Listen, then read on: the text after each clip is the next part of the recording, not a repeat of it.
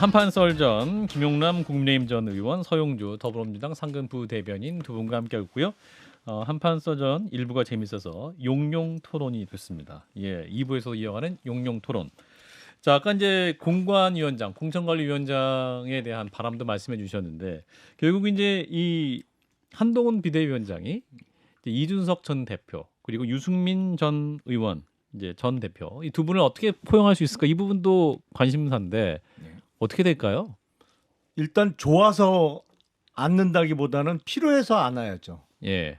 지금 냉정하게 수도권 판세를 분석해 보면 예. 국민의힘과 더불어민주당 1대1 구도에서는 이길 수 있는 선거구가 거의 안 보입니다. 아하, 그래요. 밀려도 많이 밀릴 거예요. 아하. 그렇다면 기대해 볼 수 있는 건 선거 구도의 변화거든요. 예. 국민의힘 쪽은 소위 이준석 신당의 가능성이 있는 거고 더불어민주당은 이낙연 신당의 가능성이 있는 거잖아요. 예. 일단 더불어민주당에서 신당이 나오는 거는 뭐 국민의힘이 어떻게 할 방법이 없으니까 예. 민주당 사정이니까 우리가 컨트롤할 수도 없고 뭐 우리가 만들어낼 수도 없는 거니까 예. 일단 우리 쪽은 표를 지켜야죠. 예. 집토끼. 우리 쪽은 떨어지지 말아야죠. 그래놓고 구도상 더불어민주당은 신당이 창당되면서 저쪽에서 표를 좀 가져가기를 기대해야만 수도권 선거를 어떻게든 해볼 수 있는데 그것도 만약에 이낙연 신당이 창당이 돼서 한 20% 이상을 뺏어가지 않으면 웬만한 데서 이기기 힘들 거예요. 만약에 1대1 그러니까 국민의힘 더불어민주당 양자 1대1 대결이면 내년 총선에서 그럼 몇 석 어느 정도 민주당이 200석도 가능하다? 국민의힘이요? 아니 민주당이 만약에 국민의힘이 제가 보기에 한 80석 내지 90석 정도 할 것 같으니까 80석 90석 그러면 그렇다면 뭐 민주당은 1대1 구도라면 민주당이 200석은 무조건 넘을 수 있다. 그러면 뭐냐면 개헌저지선이 뚫리거든요. 아하. 서용주 부대변인님 굉장히 그렇지 않습니다. 그렇지 않습니까? 그렇지 않습니다. 너무 과한 선거는 그렇죠. 저희는 과반만 넘어도 예. 정말 감지도 없죠. 부자 몸조심 무슨 하네요. 소리 하시는 거예요? 지금 아니, 제가 봐서 과반을 어떻게 해요? 지금 저희가 과반도 어려운 저렇게 상황인데 당이 그러지 혁신도 마세요, 할 좀. 일도 있고 국민들 눈높이에 맞지 않은 게 너무 많아요. 저 그래서 정말 과반 넣기도 정말 지금 숨차다. 그래서 김용남 의원께서 무슨 여러 가지 좀 일부러 교란 작전을 하시는 건지 모르겠고 일부러 말이 됩니까? 200석이 가당치도 않고요. 가당치도 예. 않고 대변인 문재인 대통령이 코로나 예. 위기 때 각 지역구 한 3에서 5% 정도에 얹어준 상태에서 180석 기적적으로 만들어졌는데 지금 이런 국면에서 특히나 서울 아직도 지지율이 안 나오는데 민주당이 200석을 한다는 이건 아무리 말씀이 그러셔도 일부러 그러시는 거죠? 망하라고. 지난 2020년 총선에서 당시 황교안 대표가 이끌었던 선거에서 103석 했습니다. 저희가. 그리고 무소속으로 당선된 분들이 입당하면서 조금 의석이 늘어났는데 지금 선거 국면은 2020년 총선과 비슷하게 흘러가는 게 아니고 2018년 지방선거하고 비슷해요. 분위기가. 2018년 지방선거 때는 부울경이 다 뚫렸어요. 그때 부울경에 18개인가 단체장 중에 15개를 민주당이 갖고 갔어요. 근데 이 상태로 그냥 큰 변화 없이 만약 내일 선거를 치른다 그러면 2018년 지방선거하고 비슷한 결과가 나올 것 같아요. 그렇게 되면 한 80석 하는 거예요. 80석 정도밖에 못할 거예요. 현재로 가면. 일단은 뭐 김용남 의원님께서 조금 더 이제 국민의힘의 경각심을 가져라라는 차원에서 그런 얘기를 거의 하신 비대위원장급으로 말씀하신 거예요. 걸로 한동훈 비대위원장이 오셨으니까 일단 들으라고 얘기하시는 소리 같아요. 위기감을 가져라 얘기하는 것 같고요. 들어야 되는데요. 자, 그런데 이런 와중에 이준석 전 국민의힘 대표 행보가 굉장히 큰 관심이에요. 다음 주 27일 날 정말 약속대로 신당 창당이 선언될 것이냐 이 부분이 관심사고 그런데 어제 또 안철수 의원을 향해서 한 유튜브 방송에서 욕설 논란이 좀 있었습니다. 본인이 또 직접 바로 SNS에 사과도 했습니다만 진 교수님 어떻게 들으셨어요? 그 관련 뉴스? 내가 계속 제가 얘기했지 않습니까? 사감이 있다고. 안철수 의원에 대해서? 네, 그 사감을 좀 가라앉혀야 되는데 예. 그게 굉장히 오래된 그 사감이 있거든요. 근데 그런 것들이 불쑥불쑥 무의식 중에 튀어나와 버리고 아차 싶었겠죠 자기도. 그래요. 그게 또 다른 혹시 신당 창당 작업에는 악재 요소로 혹시 작용될 수 있을까요? 이런 거 지나간 문제고. 지나간 문제고. 뭐 좋은 영향을 주진 못하겠지만 이게 악재는 악재는 아니다. 악재까지는. 제가 김용남 지금 의원님은. 한 2달 전쯤 있었던 거로 기억하는데 당시 이뇨한 혁신위원장이 이준석 전 대표를 만나기 위해서 왜 부산에 찾아간 적이 맞아요. 있었잖아요. 예, 예. 근데 부산에 찾아간 당시 이뇨한 혁신위원장에 대해서 미스터 린턴으로 시작하면서 사실상 면박을 줬단 말이죠. 예. 그래서 소위 얘기하는 싸가지론이 이제 나오기 시작했어요. 그때 제가 방송에서 어떤 말씀을 드렸냐면 예. 이준석 전 대표가 지금과 같은 이런 이벤트를 한두 번 더 하면 신당 창당이 매우 힘들어질 거다. 그런 말씀을 드린 적이 있는데 예. 이건 실수한 거죠. 그나마 빠른 사과를 해서 다행인데 예. 이런 이벤트가 또 나온다? 아하. 그러면 신당이 점점 힘들어질 거예요. 아니 근데 이거는 신당하고 영향은 없을 것 같아요. 없다. 이준석 전 대표의 이미지가 있잖아요. 예, 예. 뭐 미스터 린턴 했듯이 그냥 원래 그렇다라는 차원들을 다 알고 있어요. 이게 신당하고 무관한 것이죠. 그러니까 신당 창당은 구도의 싸움이지 예. 한 개인의 태도의 문제는 아니거든요. 그래서 그런 문제를 가지고 뭐 욕설 가지고 신당 창당이 어렵다. 저는 상관이 없을 것 같고요. 제가 볼 때는 지금 한동훈 비대위원장하고 만나고 싶어하는 것 같고 윤석 대표가 만나서 좀 불렀으면 좋겠는데 거기에 대해서 이제 큰 기대감을 갖고 있지는 않는 것 같아요. 근데 한동훈 비대위원장을 이제는 만날 수가 없죠. 왜냐하면 한동훈 장관은 예전에 개인으로서의 정치인이라면 만날 생각이 이준석 전 대표는 있었을 거예요. 미래 권력으로서 좀 얘기도 해보고 윤석열 대통령 뒷담화도 좀 하고 예, 예. 그럴 수 있는 여지가 있는데 이제는 직영점장이에요. 한동훈 장관이. 결국에는 윤석열 대통령과 한 몸이라고 판단이 되는 것입니다. 이전에는 다른 만나서 몸이었습니까? 무슨 얘기를 하겠어요. 이전에도 한 몸 아니었습니까? 이전엔 다른 몸이었습니까? 지금은 더더욱 한 몸이죠. 이제는 더더욱 한 몸이기 그렇죠. 때문에 예. 저는 만날 것 같은데요. 이준석 대표가 예. 만날 한동훈 가능성이 비대위원장은 지금도 있다라고 생각을 해요. 예. 그리고 앞서 말씀드린 대로 지금 국민의힘이 기대할 건 구도의 변화밖에 없어요. 예. 근데 국민의힘에 불리해지는 구도 변화는 막아야 되는 거죠. 그래야 총선을 바라볼 수가 있으니까 예. 이건 뭐 좋아해서 예뻐서가 아니라 필요해서 만나야 돼요. 한동훈 장관에게 정답지는 정해져 있죠. 김건희 여사 특검은 그러니까 김건희 여사 관련된 문제 엄정하게 대응해서 치고 예. 이준석, 유승민 등을 끌어안는다. 예. 주어진 정답지를 사용할지 말지에 대한 판단. 이게 첫 번째 비대위원장으로서 판단이겠죠. 이 당이나 저 당이나 정답은 나와 있는데 그 정답을 실천을 할 형편이 못 드는 거 근데 같아요. 유승민, 이준석 부분에 있어서는 참 이 뭐 질문도 그렇고 많은 얘기들이 있는데 예. 국민의힘이 포용한다 그러잖아요. 예. 그럼 유승민, 이준석 두 분이 들으면 기분 나쁠 것 같아요. 떡 줄 사람 생각도 안 하는데 왜 김치국을 마시지? 왜 당신들이 날 포용해? 내가 포용을 하는 거야 이런 거거든요. 예. 그러니까 저번에 혁신위에서도 실수한 게 그런 거예요. 사면을 해주는 것도 해줄게예요. 예. 물어보진 않잖아요. 성원을 내렸으니까 너는 받아라. 감동했으면 우리한테 와. 이런 건데 그렇지 않거든요. 상대를 생각하지 않아요. 그러니까 윤석열 정부나 국민의힘의 스타일이 뭐냐면 예. 일단 그냥 대놓고 막 나가는 겁니다. 상대를 고려하지 않아요. 공감 능력이 부족하다. 그런 측면에서 그거를 키워야만 그 내부에서도 안을 수가 있다. 저는 그런 말씀드립니다. 그럼 표현을 바꿀게요. 예. 포용하는 게 아니고 모실게요. 그러면 또 모르겠네. 예. 그러면 되잖아요. 품는다 얘기하면 윤석 전 대표 굉장히 기분 나빴는데 무슨 달걀이냐 우리가 뭘 품냐 이런 말씀도 하기 때문에 사실은 모신다는 표현이 오히려 더 나을 수도 기조가 있습니다. 바뀔까요? 안 바뀐다? 안 바뀌죠. 안 바뀐다. 안 바뀔 때 바라시고 있는 거 아니요, 같아요. 아니요. 한동훈 장관을 예. 비대위원장을 보낸 보낸 상황에서 것부터가 보면 이미 국정 기조는 알겠습니다. 내가 전혀 바꿀 생각이 없다 그 얘기잖아요. 알겠습니다. 자, 국민의힘 얘기 여기까지 하고 이제 민주당 얘기로 넘어가 보겠습니다. 오늘 이재명 대표가 1월 3일 그러니까 내년이죠. 대통령 신년 인사회에 참석하겠다라는 뜻을 밝혔습니다. 이제 뭐 두 분이 따로 만나는 건 아니고 하여튼 짧은 시간이지만 윤석열 대통령과 만남을 가질 것 같은데 자, 이 수락의 의미는 어떻게 봐야 될까요? 김성현 소장님 말씀 주실까요? 저는 뭐 일단 대화의 물꼬를 더 터보겠다라는 입장을 밝혔다고 생각합니다. 근데 이제 이렇게 말할 수 있는 막 표현이 좀 이상하긴 한데 네. 윤석열 대통령이 어떤 식으로든 대화를 안 할 거기 때문에 이재명 대표 입장에서는 계속 대화하자고 말할 수 있는 왜 대통령을 상황을 의심하십니까? 만들어- 제가요? 예. 아니 팩트니까. 보통은 한미 정상회담 하고 나선 보통 야당을 만나거든요. 전두환 아. 같은 사람도 그랬던 걸로 제가 알고 있는데 그 야당 대표를 윤석열 만나서 대통령이 설명을 그걸 하고 지금 안 하는데 이제 와서 하겠다. 이제 오히려 이재명 대표가 받아서 그 다음에 이제 윤석열 대통령이 수순을 어떻게 짤지를 좀 보겠습니다. 악수만 하고 끝이다.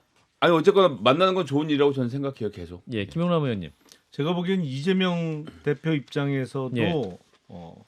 그 전에 있던 김기현 대표와 이재명 대표 체계 자체가 예. 제 생각으로는 뭐 약간 그 체급은 다를지언정 일종의 적대적 공생관계였다고 저는 생각을 해요.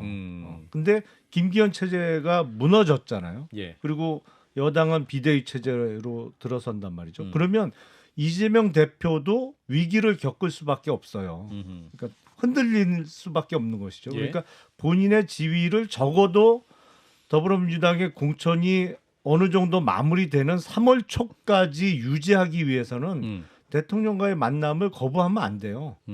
본인의 지위를 유지하기 위해서라도. 아하. 저는 그런 측면에서 1월 3일 행사에 참석하겠다고 밝힌 것으로 이해하고 있어요. 그렇군요. 결국 이제 두 분이 의미 있는 얘기는 안 나올 수도 있지만 그럼에도 불구하고 그렇죠. 서로의 현재의 모습을 유지하기 위해서라도 만남은 중요하다. 그렇죠. 예. 대통령과 대등하게 비춰질 수 있는 그런 장면을 거부할 이유가 없죠. 이재명 대표 입장에선. 예, 진 교수님 어떻게 보세요? 이재명 대표의 지금 어떤 생각을 갖고 계시는 건가요? 아니 뭐 문재인 전 대통령 예방 일정 때문에 이번엔 빠졌던 거 아니에요? 올해는? 올해 초에는 이번에 내년에는 그러면 약속이 비어 있나 보죠. 뭐 그렇게 만나는. 큰 의미는 없어요. 심플하신데요. 그러니까 이제 제가 그 공식적인 어떤 그 뭐라죠 의미를 말씀드리면 대변인께서 대표실에서는 그런 얘기죠. 지금 국정이 힘들다. 그러니까 대통령이 안 만나는데 이런 기회를 통해서라도 국정 운영에 대해서 대화할 기회가 있으면 좋겠다라는 게 그런 공식 차원에서? 입장입니다. 그래서 그런 식으로 회신을 보냈답니다. 이번에는 초청장이 왔고요. 예, 초청장을 받아서 거기에 대한 회신으로 만나서 여러 가지 좀 이야기를 했으면 좋겠다라는 답변을 보냈습니다. 그렇기 예. 때문에 저는 윤석열 대통령이 단순하게 신년 인사로 끝나지 않고요. 어느 정도 시간을 많이 할애해서 야당 대표하고 좀 대화를 하는 것들도 이제는 좀 고쳐야 되지 않겠습니까? 그런 식으로 좀 바뀌어야 된다 말씀드리죠. 자, 이제 이재명 대표 어제 김부겸 전 국무총리가 만났어요. 그래서 이제 그 모임에 또 굉장히 만남에 큰 의미를 부여하신 분 많이 있었습니다만 이제 당의 단합과 총선을 위해서라면 산과 물도 건너지 못할 것이 없다라고 이재명 대표가 말을 했는데 사실 또 어제 회동의 성과를 두고 뭐 별로 얻은 게 없지 않느냐. 또 특히 이제 이낙연 전 대표 같은 경우는 실망스럽다라는 말씀을 하지 않았습니까? 서영주 부대변인이 어떻게? 그러니까 얻은 게 없다는 게 어느 수준인지 모르겠어요. 예. 단박에 얻고 싶은 사람은 얻은 게 없다고 할 것이고 또 준비한 입장에서는 시작이라고 할 것이에요. 그러니까 지금 이재명 대표는 고심을 하고 있는 겁니다. 그러니까 언론에 공개하면서 만난다는 것은 내가 여러 가지 지금 당내에서 본인에게 쏟아지는 비판에 대해서 상임 고문들을 만나면서 의논을 하겠다는 겁니다. 얘기를 듣겠다는 겁니다. 예. 그럼 시작이죠. 아. 시작이고 뭐 시간이 충분하지 않지만 그래도 정세균 총리의 일정도 잡아놨지 않습니까? 예. 그러면 그 두 분을 통해서 상임 고문이기도 하고 얘기를 듣고 어떤 결정들을 한 다음에 준비한 다음에 이낙연 전 대표에게 만남을 이야기할 거예요. 근데 과정이 필요한데 이낙연 전 대표께서는 일단은 너무 이제 메시지 톤이 높아요. 딱 두 가지 요구하지 않습니까? 통합 비대로 가라. 그거는 이재명 대표 물러나는 소리거든요. 사퇴해라. 그다음에 두 번째는 선거제에 대해서 확실하게 밝혀라. 근데 선거제에 대해서는 당내에서도 의견이 분분한 문제입니다. 그래서 논의하고 있어요. 근데 시간을 줘야 되는데 다고치듯이 이러시면 안 된다라는 차원에서는 얻은 거 이낙연 전 대표는 없다고 할 수 있지만 이재명 대표 입장에서는 지금 하나하나 계단을 밟아서 가고 있다. 그러니까 조금 기다려달라라는 말씀 제가 대신하겠습니다. 시간이 별로 없지 않습니까? 근데 이낙연 전 대표는 12월 말까지 시간 준다고 하는데 그 정도 뭐 연장하면 되죠. 뭐 굳이 뭐 12월 말까지입니까? 시간 끌 문제가 아니거든요. 예. 해결될 문제가 아니에요. 근데 결정은요. 예. 결정은 단박에 할 수 있는 거예요. 그러니까 저는 제 생각에는 12월 30일 돼서도 전화 예. 통하든지 아니면 집 앞에 찾아가서 만납시다. 그러면 만날 수 있는 거예요. 이낙연 대표를 이재명 대표가 이제 만나자. 그럼요. 갑자기? 만나자 하면 됩니다. 갑자기? 제가 할 말이 있으니까 만나시죠. 그럼 이낙연 전 대표가 만나야죠. 이게 논리적으로 생각을 해봅시다. 요구가 달라요 지금. 김부겸 이분은 그러니까 사실 견제하러 만난 거잖아요. 이낙연 전 총리하고 이분이 이제 만나니까 견제하기 위해서 좀 만났는데 네. 그분이 딱 보니까 요구하는 거 분명하거든요. 김부겸 전 총리 입장 분명한 건 두 가지예요. 이낙연은 받아라라는 거예요. 그다음에 선거제 관철시켜라 했는데 말은 뭐 산과 물도 건너지 못할 것이 없다라고 얘기를 했는데 실제로는 이번에 오늘도 이낙연 전 대표가 얘기했지 않습니까? 사퇴하고 이거 해라라고 했을 때 그냥 딱 거절해 버렸거든요. 예. 이게 받을 수 있는 아닙니까? 이재명 대표로서는. 아니 집권 여당이 아니라 저 야당의 대표한테 예. 사퇴를 단박에 받으라는 게 어디 있습니까? 그러니까 이게 쉬운 논리예요. 우리들이 얘기하기는 편하지만 아하. 총선을 110일 앞두고 야당의 대표가 직에 대한 사퇴를 그러니까 이낙연 전 대표의 그런 요구나 당내의 어떤 소수 입장에서의 어떤 주장이 있다고 해서 예. 내가 물러나야 되나? 아. 그래 빨리 답해야지. 나 물러날게. 이건 아니죠. 그러니까 명분은 이거야 돼요. 열매 같은 거예요. 근데 이낙연 전 대표의 주장 자체가 당내 167명의 의원들 중에 어느 정도 수준까지 명분을 쌓았느냐라는 걸 지켜봐야죠. 단지 주장이 주장으로만 끝나면 그거는 이재명 대표의 거취를 결정하는 데 있어서 이재명 대표가 주춤거린다? 이재명 대표 지금 당내 입장을 보는 거예요. 근데 무르익지 않았다. 그런 차원에서는 산 넘고 물 건너 뭐 이런 부분들은 좀 이해하세요. 그래도 나름대로 이해하세요. 진정성 있게 얘기한 거다. 예. 산과 물을 건널 수 있죠. 예. 근데 시기의 문제죠. 시기, 이걸 그렇죠. 언제 건널 거냐. 그렇죠. 근데 상감을 언제 건너느냐. 이재명 대표는 지금은 안 건너죠. 왜냐하면 공천 작업 시작도 안 했는데 적어도 이게 상당 부분이 진행이 돼서 내년 총선을 통해서 구성되는 더불어민주당의 의원들의 색깔이 친명 색깔이 보다 선명해질 수 있는 상황이 만들어진 이후에는 대표직 사퇴하고 비대위로 넘어갈 수 있겠죠. 그리고 사실은 그걸 통해서 총선을 압승한다고 하면 예. 굳이 다음에 당대표 안 해도 돼요. 더불어민주당이 총선을 압승하게 되면 그다음부터는 정계 시계는 완전히 제로가 됩니다. 아하. 무슨 일이 언제 벌어질지 알 수가 없어요. 아. 그렇기 때문에 뭐 이재명 대표가 다음 전당대회 대표를 또 한 번 한다? 저는 불필요하다고 생각해요. 그럴 필요도 없거든요. 다만 그 작업은 된 상태에서 물러나야 되는 거죠. 근데 지금은 못 물러나는 거죠. 왜냐하면 지금 공천 작업 시작도 안 했는데 그걸 알기 때문에 이낙연 전 대표가 12월 말이라고 못을 박는 거예요. 그래야 더불어민주당의 친명 색깔이 더 선명해지는 것을 막을 수 있다라고 생각을 하고 그 카드 어차피 이재명 대표가 안 받을 거 알고 이낙연 전 대표도 던진 카드이기 때문에 예. 이거는 결국에 뭐 가능성은 매우 높죠. 신당이 생겨날 수 있는. 그리고 워낙 지금 야당의 지지율이 압도적으로 높은 곳이 많기 때문에 예. 신당을 만들어서도 충분히 승산이 있다. 뭐 이런 생각을 이낙연 전 대표 입장에서는 할 거고 다만 아쉬운 건 한 명이라도 더 합류를 해야 되는데 가능성 가장 높은 건 김부겸 전 총리잖아요. 지금 예. 정세균 전 총리는 조금 입장이 다른 것이고 그래서 예. 김부겸 전 총리가 이낙연 전 대표와 힘을 합친다면 폭발력이 생길 텐데 예. 그걸 알고 또 이재명 대표가 김부겸 전 총리의 발을 묶으면서 소위 이낙연 전 대표 왕따 작전을 지금 하고 있는 거죠. 아니 서영주 제가 다시 한번 부대변인. 말씀드리면 정세균 전 총리나 김부겸 전 총리가요. 그렇게 뭐 당대표 만난다고 해서 마음 흔들리고 가치나 이런 민주당을 버리고 말고 이렇게 흔들릴 사람들이 아니라니까요. 그러니까 이게 너무 쉽게 생각하는 쉽게 거예요. 생각한다. 그분들은 당의 상임고문이고 민주당과 개를 같이 해왔습니다. 예. 지금 현재 이재명 대표와 그다음에 이낙연 전 대표 사이에 예. 다소 불편한 기류가 흐르는 부분들을 예. 누구 편 들지 눈치 볼 것 같아요. 그렇지 않습니다. 말씀한 대로 이번 민주당이 선거에서 통합하거나 그다음에 분열하면 필패다. 그러니까 통합하지 않으면 필패다. 이 얘기를 하는 거잖아요. 그러니까 이분들은 중재자로 나서는 것이지 누구 편들려고 하는 게 아니에요. 그래서 자꾸 그냥 2차원적으로 뭐 이거 딱 한마디만 더 할 이겨간다 건데요. 이런 거는 아닌 것 같다. 건너갑 상임고문이 상임고문을 한 30년 하셨거든요. 민주당에서. 20년 넘게 하셨는데 예.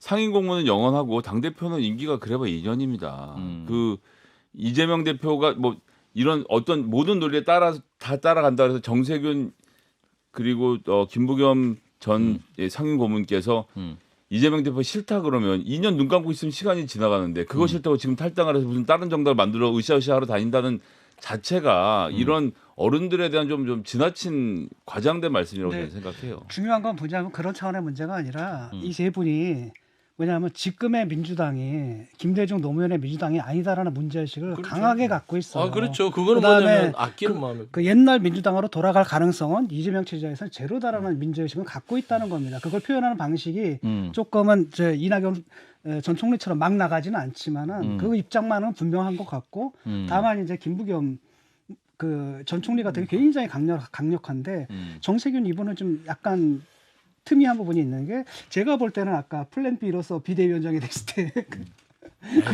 그러니까 아니, 이거는 그리고 이낙연 전 이게 대표를 우리가 논평을 할 때도요. 예, 예. 정무라를 그려야지 추상화를 그리면 안 돼요.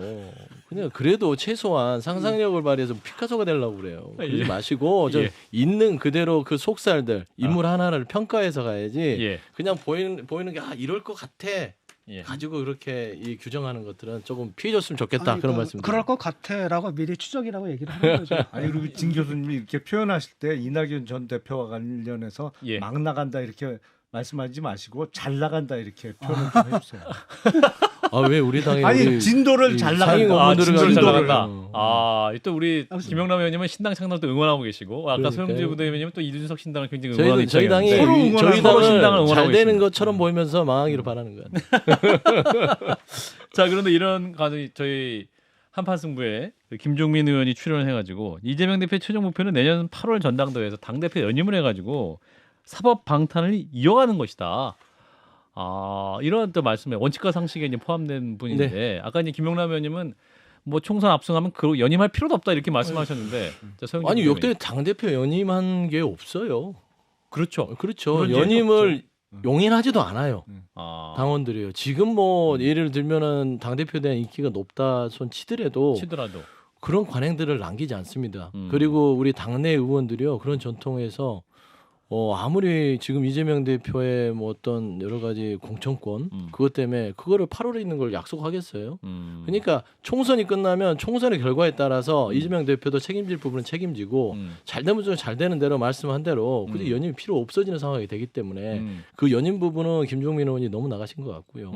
일단 저는 그런 부분은 인정을 합니다. 늘 그래 왔어요. 그러니까 비주류들은 예. 주류가 아닌 비주류들은 공천 시즌이 되면 혹시나 공천에서 배제될까봐 그렇죠. 어떤 목소리를 높이는 거 이해하고요. 그런 투쟁을 통해서 본인의 공천권을 가져가는 거, 지키는 거, 저는 그거는 솔직히 그냥 이해해야 된다고 봅니다. 그리고 그런 소리들을 또 지도부가 담아내야 되고요. 그게 숙제예요.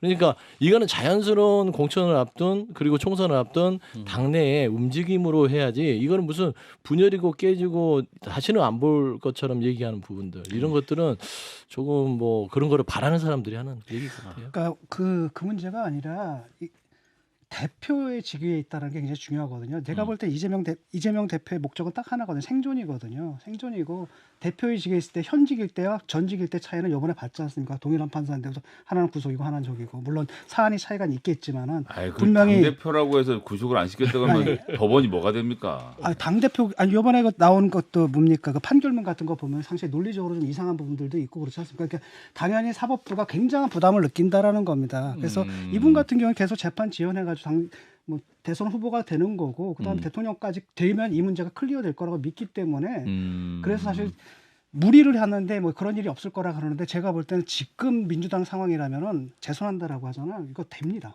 저는 가능할 거라고 봐요.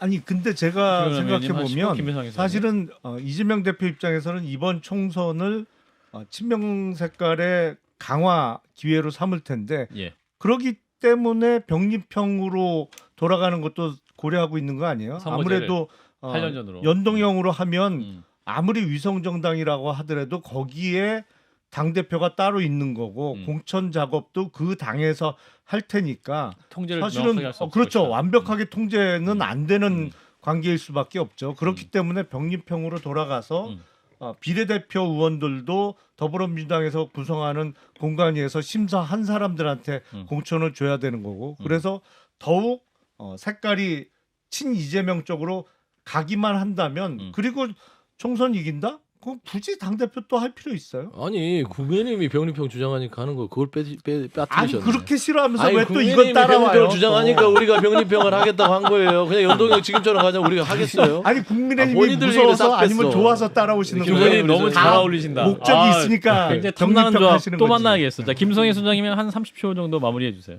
예, 이재명 대표 관련돼서는 그러니까 이재명 대표가 밝은 걸 말씀하신 친명계가 더 많은 공천을 받으려면 사실은 지금 현역 의원들 말고 신인들이 도전할 수 있는 기회를 더 열어줘야 되는데 민주당 아무런 혁신을 하고 있지 않아요. 그러니까 이재명 대표가 그런 의도를 갖고 정말 친명계들을 흡수하는 당내 작업을 하고 있느냐 저는 부정적으로 봅니다. 예. 자 오늘 한판 썰전 굉장히 그 새로운 조합으로 이렇게 만나서 말씀을 나눴는데 굉장히 재밌었던 것 같습니다. 다시 또 두 분을 모셔야 될 것 같은 용용 토론 함께하면 좋겠습니다. 용용은 보통 죽겠지 이렇게 나오는데 용용 살겠지로 해야죠. 용용 살겠지. 살겠지. 자 함께해 주신 김용남 국민의힘 전 의원, 서용주 더불어민주당 상근 부대변인 두 분 고맙습니다. 네, 네, 감사합니다. 감사합니다. 좋아요. 구독. 알림 설정.